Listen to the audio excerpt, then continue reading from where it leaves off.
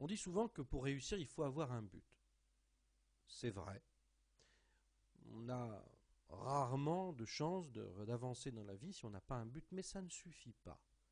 Pourquoi? Parce que un but, c'est une destination, mais si vous n'allez pas acheter, par exemple, votre billet de train avant de monter dans le train, vous ne monterez pas, parce que vous n'avez pas le droit de monter.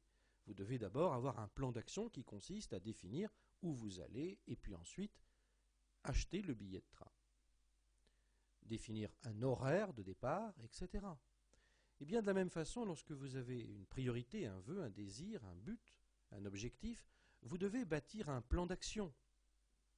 Mais pas simplement un plan d'action léger, un plan d'action qui soit efficace. Et il faut l'écrire. Alors vous allez vous tromper, bien sûr. Vous allez de temps en temps rectifier la route, bien évidemment. Vous allez parfois vous rendre compte que vous avez fait justement fausse route. Certainement. Mais ce n'est pas ça qui compte. Ce qui compte, c'est d'abord d'établir un plan et puis ensuite de rectifier au fur et à mesure du temps.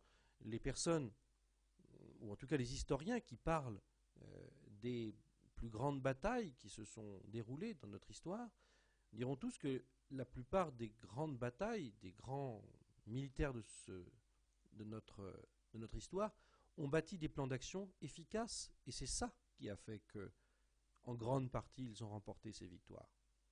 Il n'y avait pas de plan, la défaite était assurée. Alors, je vais vous donner quelques petites pistes pour bâtir un plan efficace. Il faut que vous vous posiez des questions. Ces questions, c'est quoi? C'est-à-dire, qu'est-ce que je veux obtenir? Répondez bien clairement à cela. Quand? Si vous n'avez pas de destination, si vous n'avez pas, de délai, un but a peu de chances d'être réalisé. Parce que cela engendre, lorsque l'on a un délai, une forme de pression, mais créative. C'est-à-dire que le délai vous pousse à mobiliser vos ressources plus que d'habitude. Comme lorsque, par exemple, le matin, vous êtes en retard et vous avez un horaire à respecter. Vous êtes capable de faire beaucoup plus d'actions en très peu de temps, alors que d'habitude, vous n'auriez jamais pu le réaliser. Le quand est important. Bien sûr, choisissez une date qui ne soit pas trop courte au point que vous ne croyez pas à ce que vous allez faire, mais pas trop longue non plus au point de vous faire perdre la motivation. Et puis le comment. Alors le comment, c'est justement qu'est-ce que vous allez donner en échange, qu'est-ce que vous allez faire en échange. Et ça, vous commencez à le faire. Peut-être vous manque-t-il encore d'éléments, mais notez déjà ce que vous avez. Et au fur et à mesure du temps, vous le compléterez.